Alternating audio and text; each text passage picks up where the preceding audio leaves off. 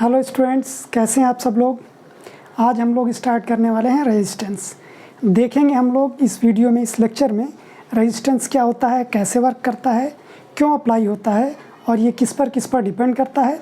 और इसके बाद हम ये देखेंगे ओम्स लॉ क्या होता है। तो स्टूडेंट्स, बिना देर के स्टार्ट करते हैं अपना चैप्टर, नया टॉपिक रेजिस्टेंस।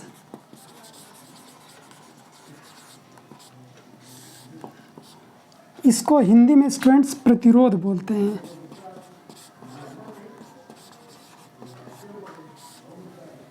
ये क्या होता है स्टूडेंट्स, जब भी इलेक्ट्रॉन का फ्लो होता है तो इलेक्ट्रॉन के फ्लो में जो ऑब्स्ट्रक्शन होता है, ऑब्स्ट्रक्शन रुकावट, इलेक्ट्रॉन के फ्लो में ऑब्स्ट्रक्शन को ही हम लोग रेजिस्टेंस या प्रतिरोध हिंदी में बोलते हैं स्टूडेंट्स। तो ये क्या होता है रेजिस्टेंस, इलेक्ट्रॉन के फ्लो में, करंट के फ्लो में जो ऑब्स्ट्रक्शन आता है उन्हीं को हम बोलेंगे रेजिस्टेंस। तो करंट के फ्लो में ऑब्स्ट्रक्शन को ही रेजिस्टेंस बोलते हैं।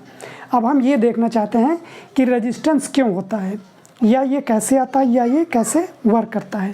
तो स्टूडेंट्स, इसके लिए हमें देखना पड़ेगा,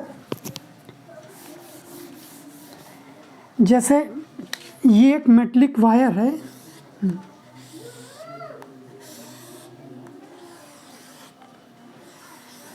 मेटलिक वायर में क्या होता है, फिक्स पॉजिटिव चार्ज होते हैं, फिक्स पॉजिटिव चार्ज होते हैं। और क्योंकि मेटल की फॉर्मेशन तभी होती है जब उसमें फ्री इलेक्ट्रॉन्स हो, तो इसमें क्या होंगे, फ्री इलेक्ट्रॉन्स भी होंगे। तो वो इलेक्ट्रॉन्स की डायरेक्शन क्या है, किसी भी तरफ हो सकती है। ये इलेक्ट्रॉन है जो फ्री है मूव के लिए, किसी भी तरफ इनकी डायरेक्शन है।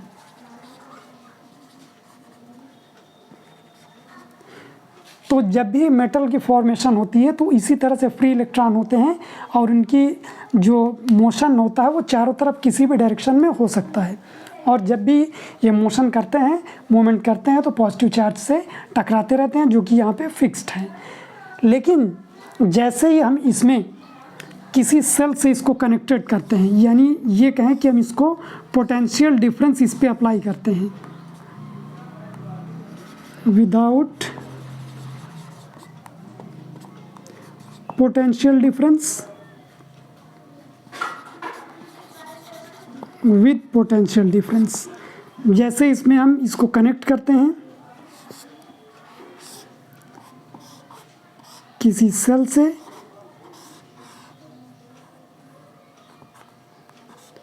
जिसका पॉजिटिव डायरेक्शन सपोज करो ये है और निगेटिव ये है, इसमें फिक्स्ड पॉजिटिव आयंस पहले से ही मौजूद हैं।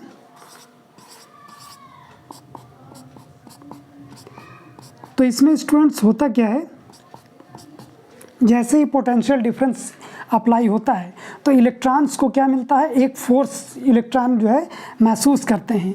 उस फोर्स की वजह से इलेक्ट्रॉनों को एक ड्रिफ्ट मिलता है, ड्रिफ्ट, बहाव वर्ड आप लोग जानते होंगे। ड्रिफ्ट मिलता है, उससे होता क्या है, इलेक्ट्रॉन जो है एक खास डायरेक्शन की तरफ मूव करना शुरू कर देते हैं। वो डायरेक्शन किधर से होती है, निगेटिव से पॉजिटिव की ओर। इसका मतलब ये जो इलेक्ट्रॉन रैंडम कहीं भी मूव कर रहे थे वो एक खास डायरेक्शन में मूव करने लगेंगे इस तरह से। और डायरेक्शन उनका क्या होगा, मूवमेंट का, उनका मूवमेंट का जो डायरेक्शन होगा वो हो जाएगा निगेटिव से पॉजिटिव चार्ज की तरफ। तो इसमें होगा क्या, जब ये मूव करना स्टार्ट कर देते हैं तो फिक्स्ड चार्ज से लगातार, ये फिक्स पॉजिटिव चार्ज से लगातार टकराते हैं, जिससे होता क्या है, इनकी जो वेलोसिटी है या इनकी स्पीड है वो डिक्रीज होती है। और ये सेल इनको एक्सेलरेट करता है, स्पीड डिक्रीज होती है, फिर से सेल एक्सेलरेट करता है और फिर से स्पीड इसकी डिक्रीज हो जाती है, क्योंकि ये पॉजिटिव आयन से टकराते हैं। इस तरह से इनमें जो है हॉट, जो वायर है ये हॉट हो जाता है। और इसी वजह से जो ड्रिफ्ट मिलता है, इसी की वजह से इस पर रेजिस्टेंस आता है स्टूडेंट्स। तो इस तरह से ये रेजिस्टेंस इसमें अप्लाई होता है विदाउट पोटेंशियल डिफरेंस और विद पोटेंशियल डिफरेंस में क्या फ़र्क होता है। अब ये हम देखते हैं कि जो फ्री इलेक्ट्रॉन है ये कहाँ से आते हैं स्टूडेंट्स, और क्या होते हैं फ्री इलेक्ट्रॉन, होते क्या हैं स्टूडेंट्स। जब भी कभी मेटल की फॉर्मेशन होती है, सपोज करो सोडियम मेटल की फॉर्मेशन हम करते हैं, एटॉमिक नंबर 11 है इसका, तो जब भी हम इसको नील बोर्स के रूल से रखते हैं और इसको 2n² का फार्मूला अप्लाई करते हैं, तो पहले इसके ऑर्बिटल में 2 इलेक्ट्रॉन होते हैं, दूसरे ऑर्बिटल में इसके 8 इलेक्ट्रॉन्स आएंगे और तीसरे ऑर्बिटल में इसका 1 ही इलेक्ट्रॉन होगा। तो स्टूडेंट्स न्यूक्लियस और इलेक्ट्रॉन के बीच में एक बहुत ही स्ट्रॉन्ग फोर्स होता है, जिसकी वजह से सारे इलेक्ट्रॉन न्यूक्लियस के पास रहते हैं, लेकिन जैसे जैसे हम दूर जाते हैं ये इलेक्ट्रॉन का जो फोर्स है न्यूक्लियस के थ्रू वो कम होता जाता है। तो जो सबसे दूर की सेल में इलेक्ट्रॉन होगा, सेल या कक्षा इसको बोलते हैं, ये जो सबसे दूर की कक्षा में इलेक्ट्रॉन होंगे उन पर कैसा होगा, उन पर ये फोर्स जो है, जो न्यूक्लियर फोर्स है, ये बिल्कुल कम होगा, जिसकी वजह से ये इलेक्ट्रॉन अपनी पोजीशन को छोड़ करके जंप कर सकता है। इसी को हम बोलते हैं फ्री इलेक्ट्रॉन्स, फ्री इलेक्ट्रॉन्स। तो जो मेटल में कंडक्टिविटी होती है स्टूडेंट्स, ये इन्हीं फ्री इलेक्ट्रॉन्स की वजह से होती है, आयंस की वजह से भी होती है, लेकिन अगर हम इस तरह के बात करें मेटल की, कोई भी मेटल होगा तो उसमें फ्री इलेक्ट्रॉन्स ज़रूर होंगे। और फ्री इलेक्ट्रॉन्स आप केमिस्ट्री में पढ़े होंगे कि वो पॉजिटिव चार्ज होता है, सोडियम है, 1 इलेक्ट्रॉन निकाल करके ये क्या बना देता है, सोडियम आयन, ये तो ये इलेक्ट्रॉन बाहर कर रहा है, ठीक है। तो इस तरह से आयन की फॉर्मेशन हो जाती है। तो अगर हम ये करें कि अमोनियम क्लोराइड का सोल्यूशन लेते हैं तो वो भी जो है एक कंडक्टर की तरह नहीं काम करता, बल्कि उसमें इलेक्ट्रोलिसिस होने लगता है, इलेक्ट्रिसिटी होने लगती है। लेकिन जब भी हम मेटल की बात करें, मेटलिक कंडक्टर की बात करें, तो उनमें फ्री इलेक्ट्रॉन्स होता है। और फ्री इलेक्ट्रॉन क्या होते हैं, न्यूक्लियर से सबकी दूर जो क्लास होती है, जो सेल होती है उनकी, उसमें जो इलेक्ट्रॉन होते हैं उनको फ्री इलेक्ट्रॉन स्टूडेंट्स बोलते हैं। तो कंडक्टिविटी इसी की वजह से होती है मेटल्स में। अब हम बात करते हैं आगे। इन बातों को ध्यान में रखते हुए जर्मन साइंटिस्ट जॉर्ज साइमन ओम ने 1824-26 इनके बीच में अपना एक एक्सपेरिमेंट स्टार्ट किया। उन्होंने ये देखा कि जब भी हम 2 मेटलिक कंडक्टर लेते हैं, एक को हमने पॉजिटिवली चार्ज किया और दूसरे को निगेटिवली चार्ज किया और इनको कनेक्ट कर दिया एक वायर से, तो होता क्या है स्टूडेंट्स, इनके बीच में जो हाई पोटेंशियल डिफरेंस इधर होता है, लो पोटेंशियल डिफरेंस इधर होता है। तो इलेक्ट्रॉन जो है लो पोटेंशियल डिफरेंस से हाई पोटेंशियल की तरफ आते हैं। तो जब इधर से इधर इलेक्ट्रॉन मूव करते हैं तो इनमें क्या होता है, ये लगातार मूव करते रहते हैं। कब तक, जब तक इनमें पोटेंशियल होता है, या ये कहें कि जब तक इधर जो भी एक्सेस में इलेक्ट्रॉन है वो इधर नहीं पहुंच जाते, यानी दोनों कंडक्टर का में जो इलेक्ट्रॉन नंबर ऑफ इलेक्ट्रॉन्स है वो सेम नहीं हो जाते। या इसको हम ऐसे भी देख सकते हैं, जैसे मान लो हमारा एक हाथ ठंडा और एक हाथ गर्म, दोनों को पास में ले आए तो ये तब तक गर्म होता रहता है दूसरा हाथ, जब तक कि दोनों का टेम्परेचर सेम ना हो जाए। वैसे इसमें भी जब तक इलेक्ट्रॉन यहाँ सेम अमाउंट में पहुँच नहीं जाते तब तक इलेक्ट्रॉन का ट्रांसफ़र होता रहता है और तब तक पोटेंशियल होता रहता है। तो इससे जॉर्ज साइमन ओम ने ये आइडिया लगाया कि इसका मतलब ये हुआ कि अगर पोटेंशियल डिफरेंस V हो और इनके बीच में जो करंट है का फ्लो है वो I हो, तो वो इसके डायरेक्टली प्रोपोर्शनल में होता है।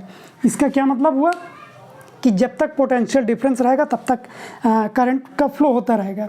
पोटेंशियल डिफरेंस बढ़ेगा, करंट का फ्लो बढ़ेगा, पोटेंशियल कम होगा, करंट कम हो जाएगा। यानी जितना इसके बीच में कम जो है डिफरेंस होगा वो आयंस का, इलेक्ट्रॉन्स का, उतना ही कम होगा, और जितना ज़्यादा होगा उतना पोटेंशियल, जितना ज़्यादा होगा उतना करंट ज़्यादा होगा। इसी बात को ओम्स लॉ के नाम से जानते हैं, इसको बोलते हैं ओम्स लॉ। लेकिन ये बात तब तक लागू होती है स्टूडेंट्स जब तक कि ओम्स लॉ में ये बात तब तक लागू होती है जब तक कि इनके बीच में कोई चेंज नहीं कर देते, फिजिकली चेंज नहीं कर देते। ये जो भी बात हुई है वो नॉर्मल टेम्परेचर प्रेशर की बात हुई है। अगर इसमें हम टेम्परेचर को इंक्रीज़ करते हैं या डिक्रीज़ करते हैं तो दूसरे रिजल्ट आएंगे, इसमें हम प्रेशर को डिक्रीज़ करते हैं तो दूसरे रिजल्ट आएंगे। तो ये नॉर्मल कंडीशन में जबकि कांस्टेंट टेम्परेचर हो तो ये रूल अप्लाई होता है और परफेक्टली काम करता है कि V और I बिल्कुल एक साथ में बढ़ते घटते हैं। तो अब स्टूडेंट्स इसको हम फार्मूलेट करते हैं, फार्मूले में देखते हैं। अभी स्टूडेंट्स हमने देखा V प्रोपोर्शनल टू I, या इसको जब हम कोई प्रोपोर्शनल हटाते हैं, फिजिकल कांस्टेंट लेते हैं, तभी प्रोपोर्शनल का साइन हटता है फिजिक्स में। तो जो ओम ने साइन लिया था वो R लिया था, तो V is equal to I R. एक फार्मूला बना जहाँ की R क्या है, R है रेजिस्टेंस, प्रतिरोध, और ये क्या है, कांस्टेंट है यहाँ पे, क्योंकि कांस्टेंट के एज ए कांस्टेंट यूज़ किया गया था इसलिए इसको और इस कांस्टेंट को रेजिस्टेंस बोलते हैं, जो अभी तक हम अभी इसमें देख रहे थे स्टूडेंट पीछे के लेक्चर में। तो वो यही रेजिस्टेंस है। अब इसके बाद अगर हमको इसकी यूनिट की बात करनी हो स्टूडेंट, यूनिट्स ऑफ रेजिस्टेंस, वो क्या होगा, यूनिट जब निकालेंगे तो हमको क्या निकालना पड़ेगा, देखो V is equal to I R है, तो R इज इक्वल टू क्या हो जाएगा, V अपान I। इसका मतलब जो यूनिट R की होगी वो यूनिट क्या होगी, V और I की यूनिट होगी। तो इसका मतलब क्या हो गया, unit of R is equal two volt पर एम्पियर, वोल्ट पर एम्पियर। इसी को हम क्या बोलते हैं, इसी को हम लोग बोलते हैं ओम, और इसको डिनोट करते हैं ग्रीक लेटर ओम या ओमेगा, इसको ओमेगा भी बोलते हैं स्टूडेंट्स। ये इस सिंबल से हम इसको डिनोट करते हैं, और इस तरह से ये रेजिस्टेंस का कॉन्सेप्ट आता है। इसमें जो है थोड़ा सा चेंज भी होता है फिजिक्स के, जब न्यूमेरिकल सॉल्व करते हैं। 1 मेगा ओम 10⁻⁶ ओम होता है, 1 किलो ओम 10⁻³ ओम होता है, 1 मिली ओम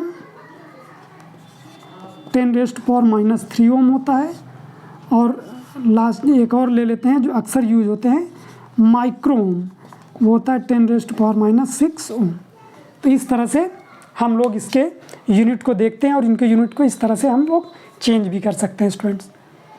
अब इसमें एक चीज़ और बचती है, इनका VI ग्राफ क्या होता है, यानी पोटेंशियल और करंट ग्राफ क्या होता है।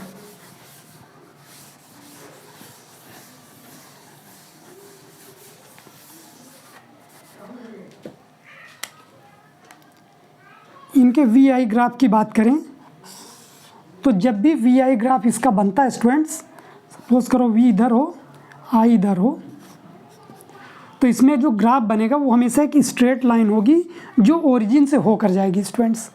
स्ट्रेट लाइन जो होगी वो ओरिजिन से होकर जाएगी, और एक एकदम स्ट्रेट लाइन हमको मिलेगी जो है रेजिस्टेंस को बताएगा। इसका हर एक पॉइंट हम कभी भी एक्सपेरिमेंटली, इसका एक्सपेरिमेंट का वीडियो भी हम बनाएंगे, तो उसमें जब आप ग्राफ प्लॉट करोगे तो ये इसका मेन प्रॉपर्टी है। पहला प्रॉपर्टी क्या है, फिजिकल कंडीशन चेंज ना हो तो V प्रोपोर्शनल टू I होता है, और दूसरा कंडीशन इसका जो ग्राफ है वो स्ट्रेट लाइन होगा और ओरिजिन से होकर जाएगा। अब स्टूडेंट जितने भी इस टाइप के कंडक्टर्स होंगे जो इस रूल को फॉलो करेंगे उनका ग्राफ ऐसा आएगा, और उनको हम बोलते हैं ohmic resistors. Ohmic resistors, ohmic resistors क्या होते हैं स्टूडेंट्स, वो रजिस्टर्स होते हैं जो ओम के रूल को परफेक्टली फॉलो करते हैं, या ये कहें उनका VI ग्राफ जो है एक स्ट्रेट लाइन होता है। इसके एग्जांपल क्या देते हैं, all metallic conductors, all metallic conductors, जितने भी मेटलिक कंडक्टर्स हैं, dilute sulphuric acid, nichrome. Nichrome क्या होता है स्टूडेंट, निकेल और क्रोमियम का एक एलॉय होता है, मिश्र धातु। एलॉय मीन्स मिश्र धातु। नाइक्रोम, जो आपने देखा होगा हीटर में जो वायर लगे होते हैं गोल गोल स्प्रिंग टाइप बने होते हैं, उनको नाइक्रोम वायर बोलते हैं। तो नाइक्रोम होता है निकल और क्रोमियम का। तो वो ये सारे के सारे क्या होते हैं, ओमिक रजिस्टर्स होते हैं। अब हम बात करते हैं नॉन ओमिक रजिस्टर्स की।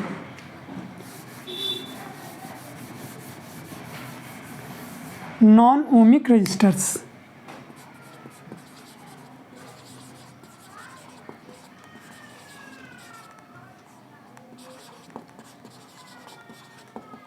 स्टूडेंट्स वो रजिस्टर्स जिनका ग्राफ स्ट्रेट लाइन न होकर के कर्वेचर होता है उसको बोलते हैं नॉन ओमिक रजिस्टर्स।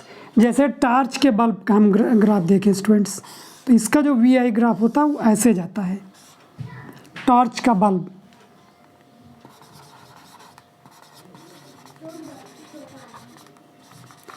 टार्च का जो बल्ब है वो उसका जो ग्राफ है वो इस टाइप का होता है, वी आई ग्राफ। तो इस वजह से हम इसको, क्योंकि ये स्ट्रेट लाइन नहीं है और नॉन ओमिक ओरिजिन से भी जा सकते हैं, बिना ओरिजिन के भी जा सकते हैं, लेकिन ओमिक रेजिस्टेंस हमेशा ओरिजिन से ही जाएंगे। तो ये नॉन ओमिक है क्योंकि इसका जो ग्राफ है वो कैसा है, ये वी स्ट्रेट लाइन नहीं है, तो इसलिए ये नॉन ओमिक रेजिस्टेंस है। दूसरा अगर हम देखें डायोड वाल्व, इसका वी आई ग्राफ इस तरह से होता है स्टूडेंट्स, वी आई ऐसे होता है डायोड वाल्व।